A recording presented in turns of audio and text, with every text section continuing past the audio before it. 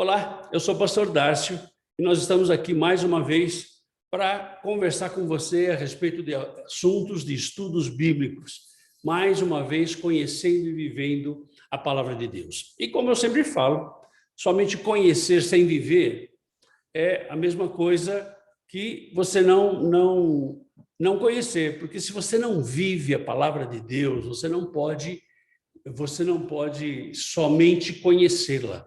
Então, é como a tua profissão. Você tem a tua profissão, não basta só você estudar na universidade, você tem que praticar. Então, essa palavra ela tem que ser praticada, ela tem que sair de dentro para fora, ela tem que encher a tua vida. E é assim que a gente entende que é nós conhecermos e vivermos a palavra de Deus. A gente tem aí os nossos serviços e você é o nosso convidado para estar conosco, chamar pessoas e crescer essa nossa família, daqueles que estão juntos conosco. Bom, nós vivemos num mundo bastante terrível, não é? Nós vivemos num mundo em que cada um quer ter a sua prioridade, não é? E muitas vezes a gente acaba se perdendo nas nossas prioridades. Muitas vezes a gente acaba esquecendo daquilo que Deus tem para a nossa vida. Como se a gente só viesse aqui para viver e morrer, ou viver, crescer, reproduzir e morrer. Não, não é isso. Deus tem algo maior para nós. E muitas vezes a gente acaba esquecendo disso. E dentro disso, o Senhor nos deu uma palavra para hoje, que é a missão de Jesus é a missão da igreja. A igreja tem uma missão.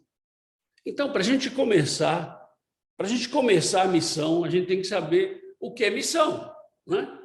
Missão é uma incumbência que alguém deve executar a pedido ou por ordem de alguém.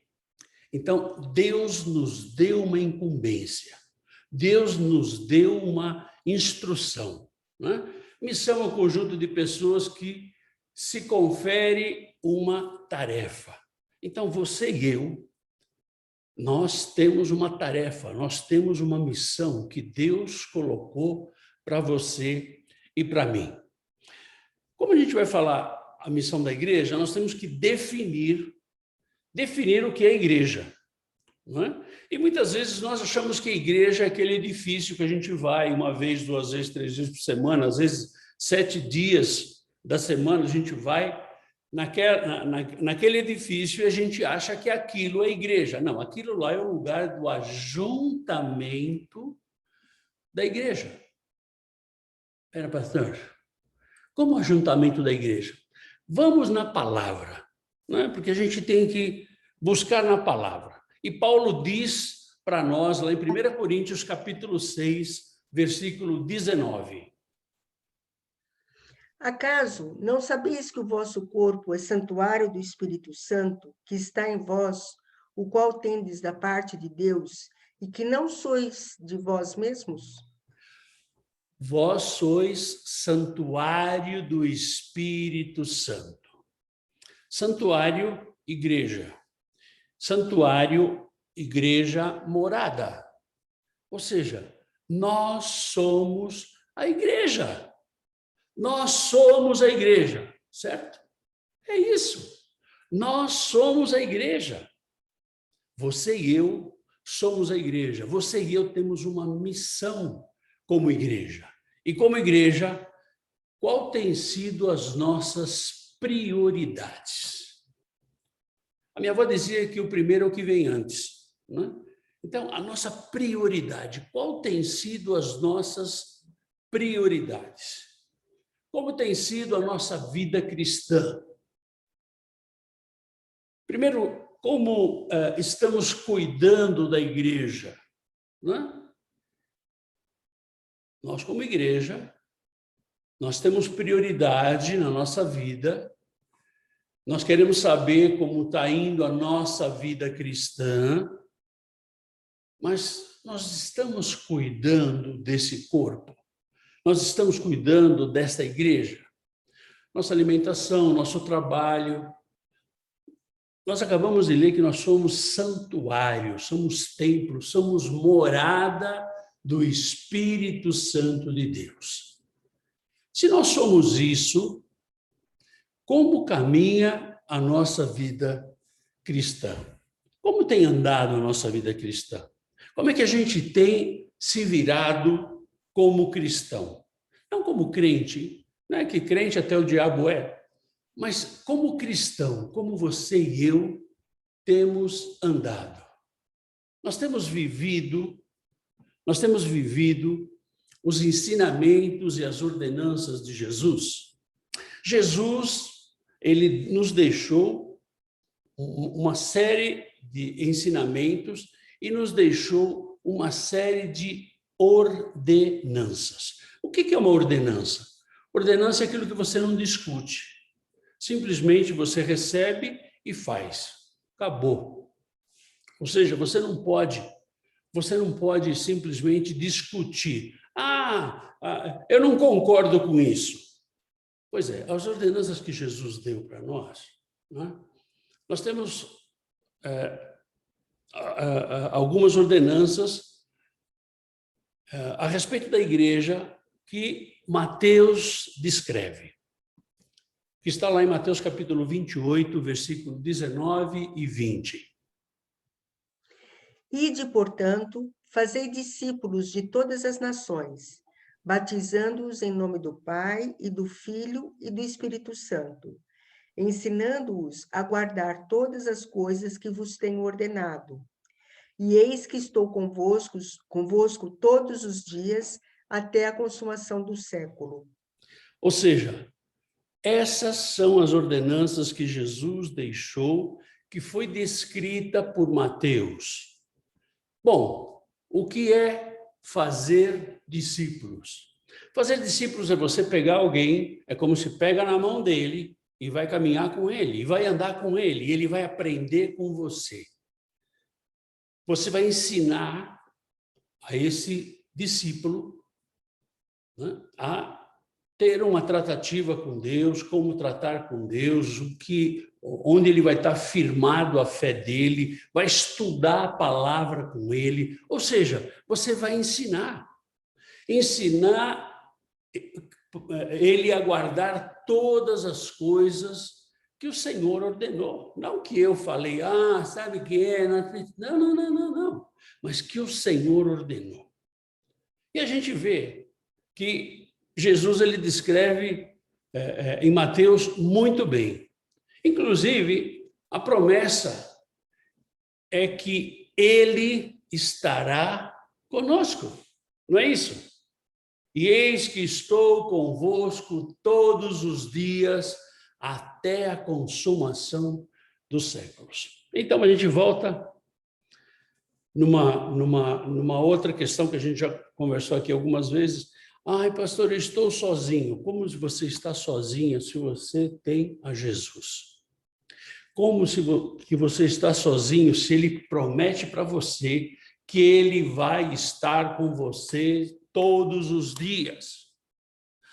Pastor, mas é diferente, porque eu não consigo pegar. Pois é, você não consegue pegar, mas você consegue sentir esse Deus. Bom, qual as ordenanças de Jesus para a igreja? Descritas em Marcos e a autoridade dada por ele. Na verdade, as ordenanças que Jesus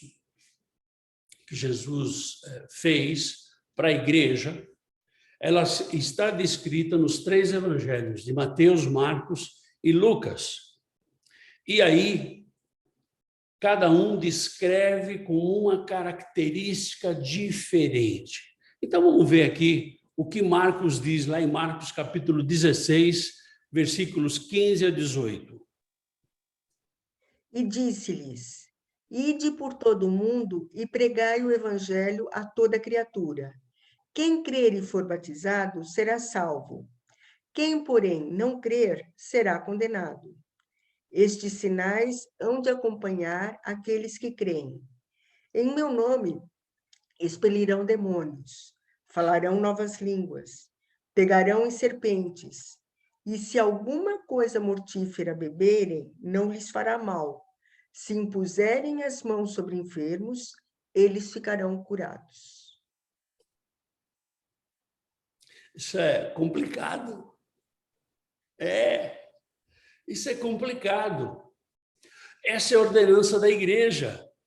Então, muitos pregadores param, né? Ide por todo mundo e pregai o evangelho a toda criatura.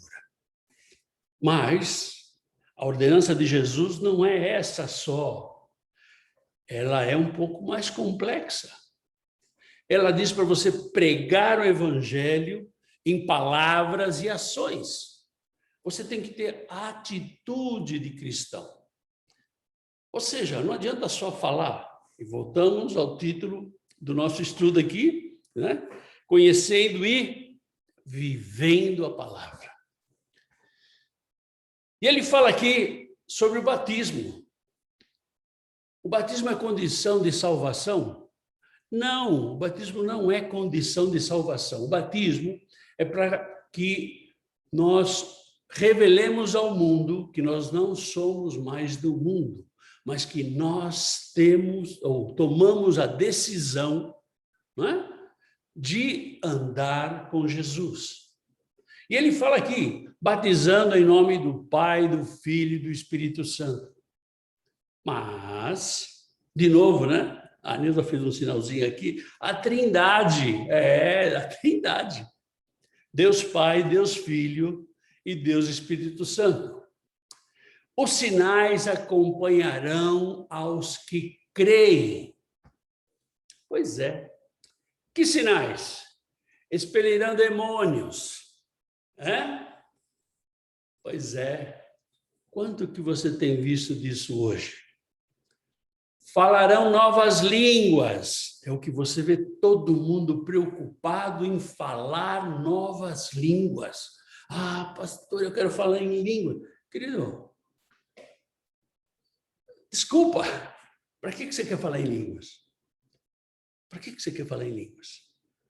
Se Deus está te dando poderes que é dele, não é seu, maiores.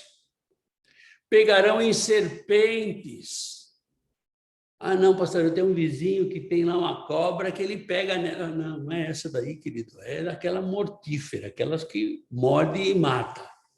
Beberão coisas venenosas e não fará mal. Vão impor as mãos, orar e vão curar os enfermos. Ou seja, a igreja que somos nós temos esta autoridade? Sim.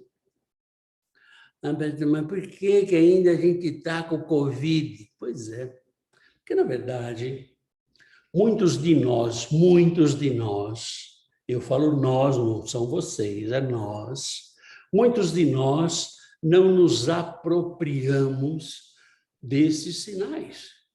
Nós não nos apropriamos daquilo que Deus tem colocado na nossa mão. Sabe o que a gente está preocupado? A gente está preocupado em crescer igreja, em construir igreja, a gente está preocupado em pregar o que interessa para as outras pessoas. Sabe o que a gente está preocupado? A gente está preocupado com o fim do mundo. E muitas vezes a gente nem sabe se a gente vai chegar no fim do mundo, de repente dá um patatu em você, a gente morre aqui agora. Nós não chegamos lá. Ai, mas nós temos que estudar. Querido, nós temos que crer nesta palavra, nós temos que crer nesses sinais que o Senhor quer colocar sobre a nossa vida.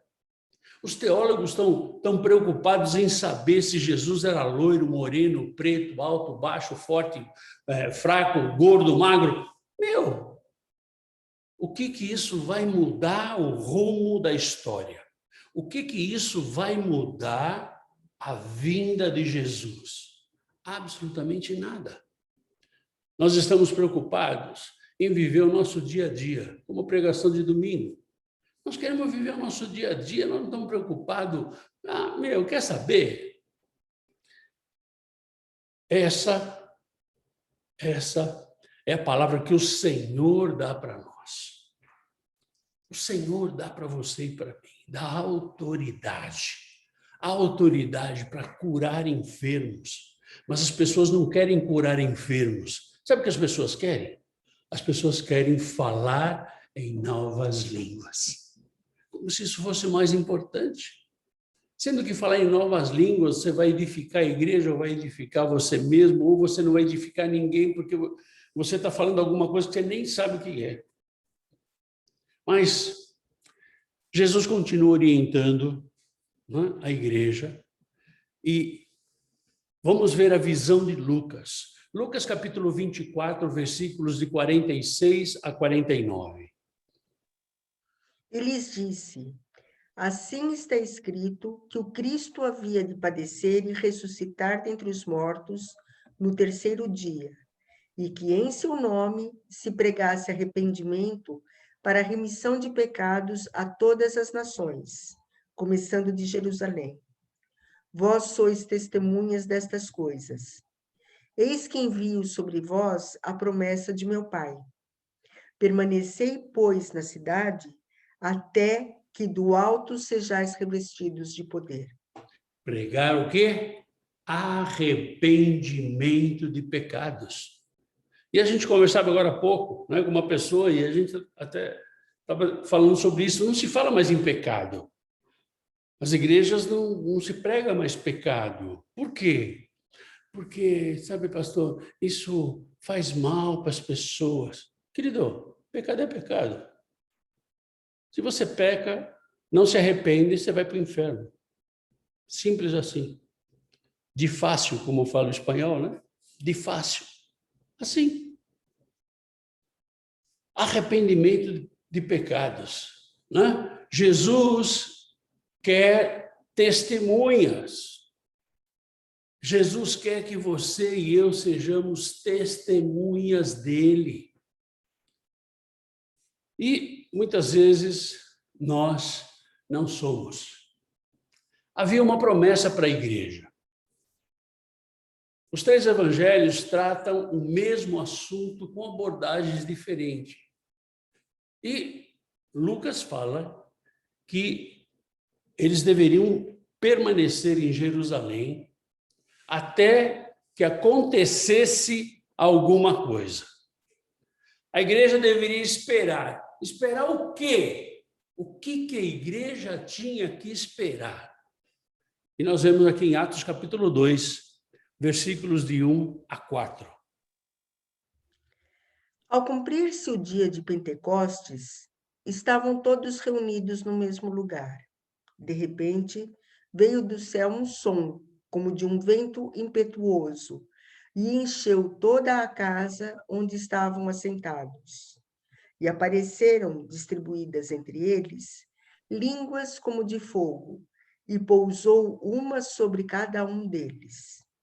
Todos ficaram cheios do Espírito Santo e passaram a falar em outras línguas, segundo o Espírito lhes concedia que falassem.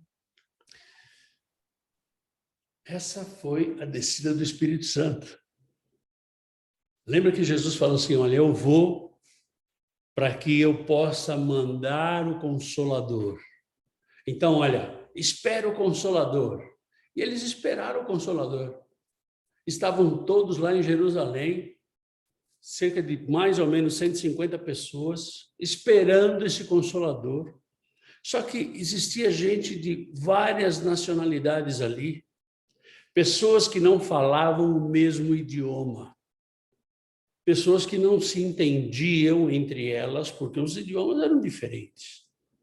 Mas aí, como um vento impetuoso, né, veio o Espírito Santo e distribuiu o quê? Línguas de fogo. Ah, mas isso não é falar em línguas? Pois é. Esta língua que foi distribuída pelo Espírito Santo no dia de Pentecostes, né, foi para que aquelas 150 pessoas se entendessem. E elas se entenderam, né? E aqui em Atos fala que passaram a falar outras línguas, segundo o que o Espírito lhes concedia que falassem. Não é segundo aquilo que me deu a vontade. E a gente vê muita gente aí falando em línguas, que não existe interpretação, não existe uma finalidade, e a gente nem sabe se a pessoa realmente está falando em línguas. Ou seja, a igreja tem a grande comissão de ir pregar o evangelho. A grande comissão que foi dada para a igreja, para você e para mim. A grande comissão que não foi dada para os anjos, mas para você e para mim. A comissão, a missão de nós pregarmos o evangelho. O aspecto foi enfocado de forma diferente, né? Em Mateus, a gente viu o ensino. Em Marcos, nós vimos a pregação. E em Lucas, nós vimos o quê? União do corpo e poder de Deus.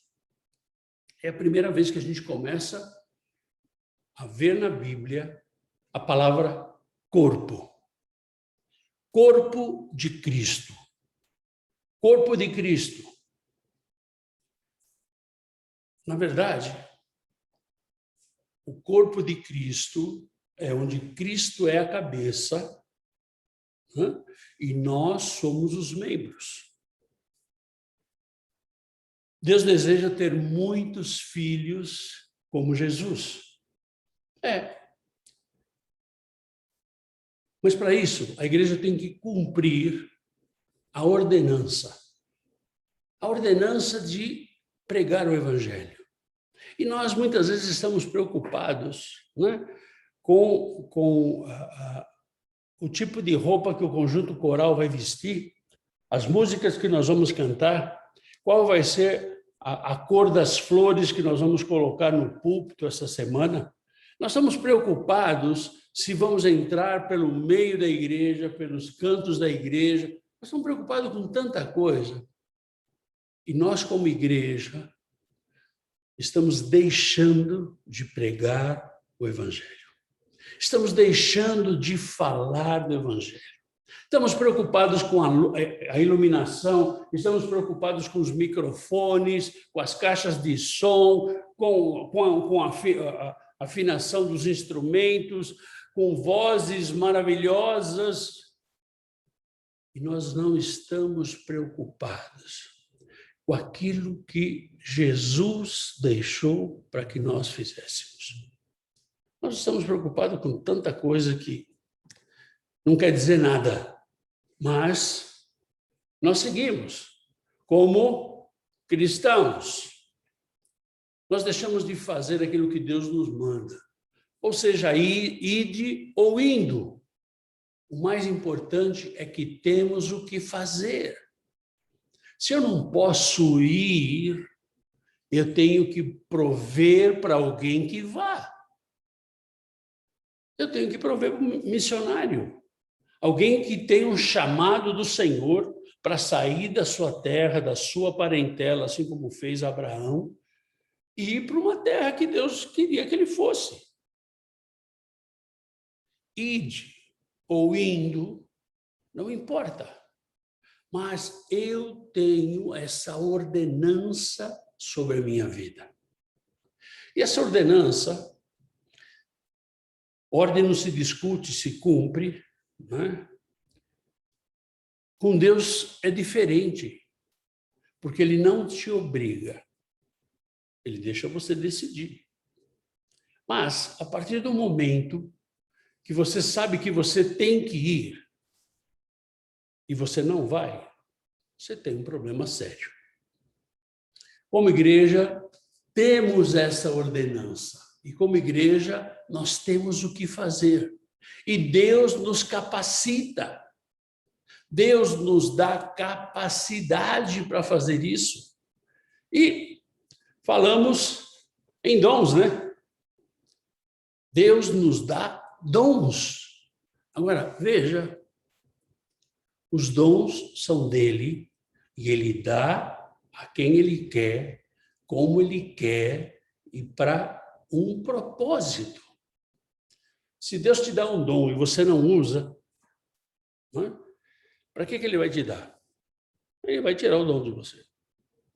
Ah, pastor, eu tinha o dom de orar e agora eu não consigo orar mais. Pois é. Por quê? Porque você não exerceu o seu dom. Deus não dá nada para que você não exerça. Deus não mandou Jesus para que...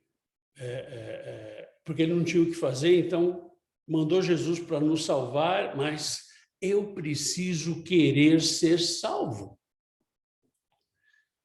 E, por falar em dons, Paulo nos fala alguma coisa sobre dons, né?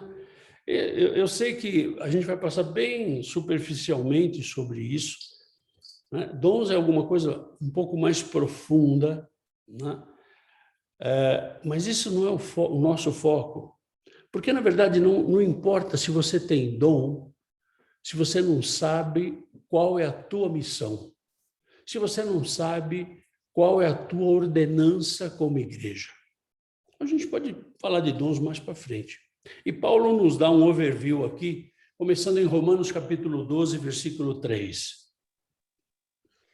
Porque, pela graça que me foi dada, digo a cada um dentre vós que não pense de si mesmo além do que convém. Antes, pense com moderação, segundo a medida da fé que Deus repartiu a cada um. Não sejamos egoístas.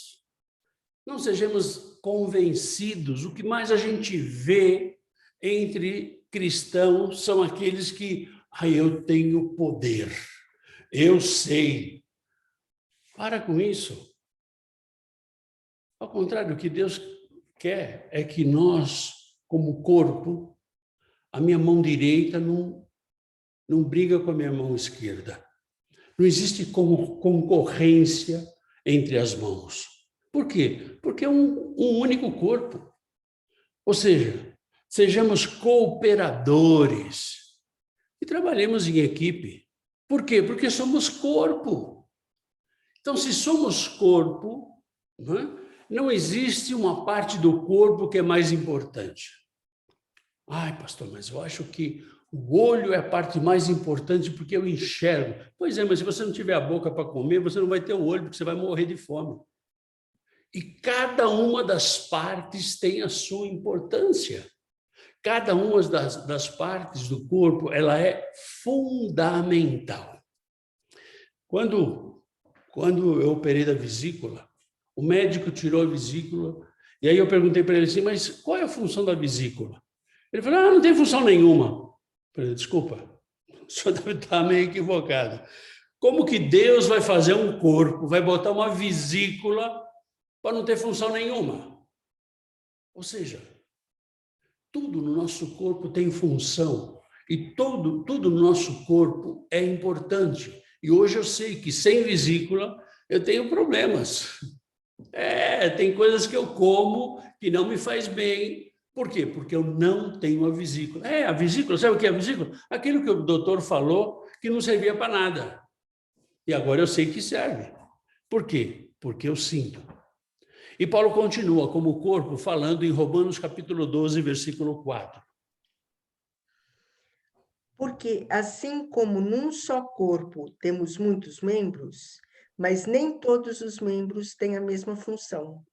Ou seja, nós somos um só corpo com funções diferentes e não existe quem é a função mais importante. Lembrando que no corpo a cabeça é Jesus. A cabeça é Jesus. E aí alguém vai dizer assim, Betão, mas e o pescoço, quem é? A cabeça com o pescoço é Jesus. Esse é Jesus. E é ele que vai dirigir a nossa vida. Deus nos habilita para o ID. Deus nos capacita para o ID. E muitas vezes a gente acha que, como é que eu vou falar? Como é que eu vou começar a conversar com alguém a respeito do Evangelho? Querido, não se preocupa com isso, não. Não se preocupe com isso. Se preocupe em estar disposto a falar, independente do que aconteça. Deus vai capacitar você. Deus vai te habilitar. A cada um de forma especial. Não é? Não melhor, mas especial. Deus te vai habilitar, te vai capacitar de uma forma especial. Não melhor que o outro, não melhor que o outro, não para que a gente concorra, não. Mas de forma especial. Ou seja, para somar e não para dividir. Deus agrega e não desagrega. Nos ensina a cooperação. Né? Essa palavra de Romanos diz que todos os membros têm a mesma função. E qual é a nossa função? É de cooperar um com o outro. Por quê? Porque a nossa função é a visão da igreja, a missão da igreja, a missão que Jesus deixou para você e para mim. Então, nós cooperamos uns com os outros. E Paulo continua falando em Romanos 12, capítulo 12, versículo 5. Assim também nós, conquanto muitos, somos um só corpo em Cristo e membros uns dos outros. Somos um só corpo em Cristo. Somos um em Cristo, ajudando-nos mutuamente, ajudando-nos uns aos outros. Então a gente volta lá para a igreja primitiva, onde ninguém passava necessidade, eles estavam juntos, né? Vendiam o que tinham e traziam aos pés dos apóstolos, e era tudo administrado ali, e quem tinha necessidade vinha e buscava. Assim, ajudar e não competir. Ajudar não é competir, eu não vou competir. Ah, mas espera aí, pastor, você tem um título de pastor. Pois é o título, querido. O título, que não quer dizer absolutamente nada. Eu não sou melhor que você. Seguramente tem coisas que você sabe melhor que eu. Até mesmo dentro da Bíblia. Nós não estamos para competir. Nós estamos para nos ajudar. Não é fazer o que você gosta. Não é fazer o que você gosta. Ah, eu quero fazer o que eu gosto mais. Não, querido. Então, posso te dizer que, pela experiência que eu tenho, Deus vai mandar fazer aquilo que você não gosta. Por quê? Porque Ele está te habilitando para que você goste de todas as coisas. Nós temos que caminhar como? Em cooperação. E Paulo continua, né? Ele continua dizendo que existe um corpo, existe uma diversidade dentro do corpo. Né? E ele fala aqui em Romanos capítulo 12, versículo 6. Tendo, porém, diferentes dons, segundo a graça que nos foi dada. Se profecia, seja segundo a proporção da fé. Dom, o que é dom? Dom é uma dádiva, é um benefício, né? É um donativo que Deus dá para você e para mim. É uma dádiva que Ele tira a hora que Ele quiser. Os dons são dados com um propósito. Deus não vai dar um dom para mim porque eu tenho olhos verdes. Ah, eu vou dar um dom para o Darcio, porque o Darcio tem... Não. Os dons que Deus distribui através do Espírito Santo são com um propósito físico. Não é simplesmente para que eu me mostre ou para que eu seja melhor do que o outro, porque eu tenho esse dom. Os dons são dados por Deus. E é uma graça que Ele dá ou que Ele tira. Então, se Deus te deu um dom e você não usa, fique certo que você vai perder esse dom. O dom é algo que nós temos que usá-lo por uma por um propósito. Deus nos dá com um propósito. Então, alguém pode dizer assim, pastor, você fala em línguas? Eu falo em línguas quando o Espírito Santo quer que eu fale. Por quê? Porque é dom de Deus. Se tem um propósito, ele me deixa falar. Se não tem um propósito, ele não me deixa falar. E não adianta eu querer imitar isso, porque não funciona. Ou seja, como corpo, cada um tem sua função. Ou seja, você tem a sua função no corpo. Não é menor ou maior do que a de nenhum outro membro. Nós, como igreja, nós temos uma função nesse corpo, né? E Paulo continua em Romanos 12, versículo 7. Se ministério, dediquemo-nos ao ministério, ou o que ensina, esmere-se no fazê-lo. Ou seja, cada um tem o seu chamado. Qual é o seu? Pastor, eu não sei ainda. Pois é, querido. Eu vou dizer uma coisa para você. A partir do momento que você aceita Jesus como Senhor da sua vida, que você recebe o Espírito Santo, você tem que buscar qual é o teu chamado. Não o que você gosta de fazer, mas aquilo que Deus tem para que você faça. Então, muitas coisas eu não queria fazer, né? E Deus me mandou para lá. Então, eu fiz 3 anos de capelania no cemitério. Eu odiava cemitério. E Deus me mandou para lá. É o que eu gostava? Não. Fiz 2 anos e meio, quase 3 anos de capelania no presídio. Eu gostava de presídio? Não. E Deus me mandou para lá. Foram 3 anos e meio, quase 4 anos de capelania no Hospital São Paulo. Hospital, eu não podia ver sangue. E Deus me mandou para lá. Ou seja, cada um tem o seu chamado. Você tem que saber qual é o teu chamado. Deus vai te habilitar. Nós não somos concorrentes, nós somos colaboradores. Não importa qual seja o teu ministério, não importa qual seja o teu chamado. Nós, como igreja, nós temos que usar este chamado para um fim proveitoso. E qual é o fim proveitoso? Pregar o Evangelho de Jesus. Dedicando-nos para o crescimento do Evangelho. Não da igreja, não do prédio, não da denominação, mas do Evangelho. Que as pessoas conheçam esse Jesus. Que as pessoas conheçam o que é a restauração de vida. Que as pessoas saibam que existe uma nova vida. E aquilo que o Senhor coloca na tua mão, faça o melhor. Não faz de qualquer jeito, não. Não faz de qualquer jeito. Porque, na verdade, se você vai fazer as coisas meia boca, Deus não vai permitir que você faça. E a gente vê isso, Paulo falando lá em Romanos, capítulo 12, versículo 8. Ou o que exorta, faça-o com dedicação. O que contribui, com liberalidade. O que preside, com diligência. Quem exerce misericórdia, com alegria.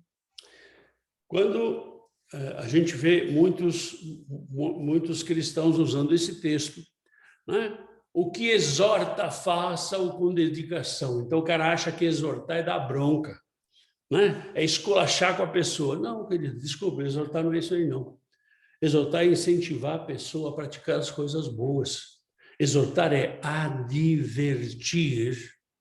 E quando você adverte, você não está conduzindo a pessoa a nada, você está trazendo a informação para a pessoa para que ela possa decidir o que ela vai fazer. Aquele que contribui, né? Paulo fala assim, né?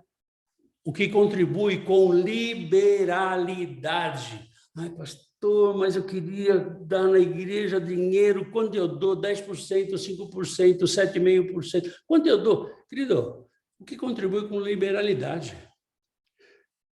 Contribuição não é somente dinheiro. Contribuição é cooperar. Você cooperar com as pessoas, contribuir para que a obra do Senhor ande mais rápido. Então, quando nós falamos do folhetinho aqui, né? Esse folhetinho tem que correr. Então, se você pode distribuir o folhetinho, pega o folhetinho e vai distribuir o folhetinho. É assim que funciona, né? O que preside, na verdade, todo mundo quer presidir, né? Todo mundo quer mandar. Sabe por quê? Porque, na verdade, a gente entende de forma errada. Presidir é dirigir como se fosse um presidente.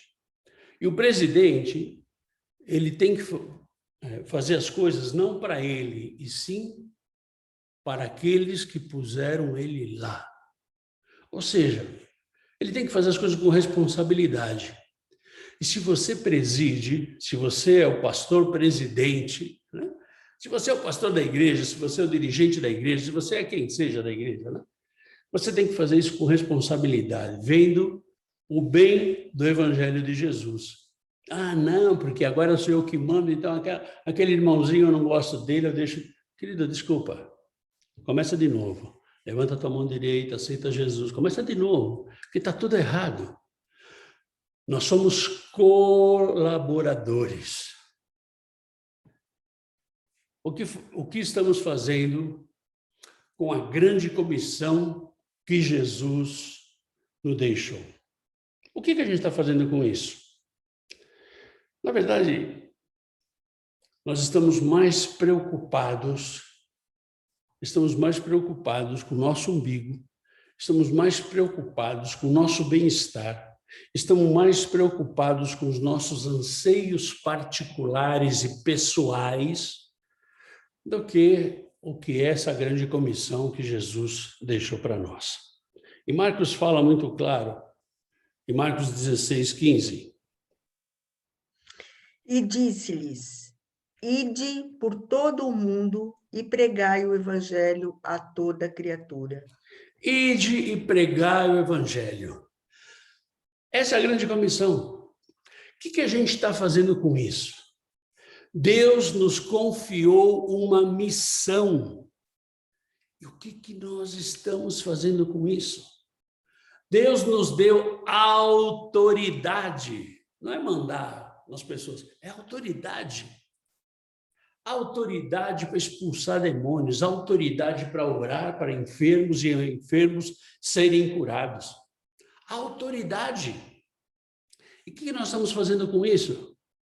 Nós estamos preocupados com o nosso trabalho, estamos preocupados com a troca do nosso carro, ou com a casa nova que você quer comprar, ou já comprou e tem que... Não sei o que você está pensando. Deus nos oferece promessas. E a promessa só vai receber essa promessa quem for filho. Só vai receber a promessa quem fizer parte do corpo. Que como cristãos possamos refletir na grande comissão que Deus nos deixou. E possamos estar atentos àquilo que o Senhor tem deixado para cada um de nós, para que nós exercemos. Na próxima semana nós vamos falar sobre fruto. Por quê? Porque eu tenho uma ordenança de Jesus. E se eu não tenho fruto, aí o bicho vai pegar. Então, querido, agradeço você que está com a gente até agora. Agradeço por você estar conosco. Chame mais pessoas. Venha crescer essa nossa grande família. Se você tem alguma dúvida, alguma pergunta, se você tem algum tema que você gostaria que nós abordássemos segundo a palavra, escreve aqui embaixo. E aí a gente vai poder fazer esse estudo para você. Tá bom, querido? Que Deus te abençoe e que você possa realmente estar frutificando. Que você possa realmente estar fazendo a diferença e cumprindo essa grande comissão que Jesus deu para você e para mim. Tá bom, querido? Fica na paz. Deus te abençoe.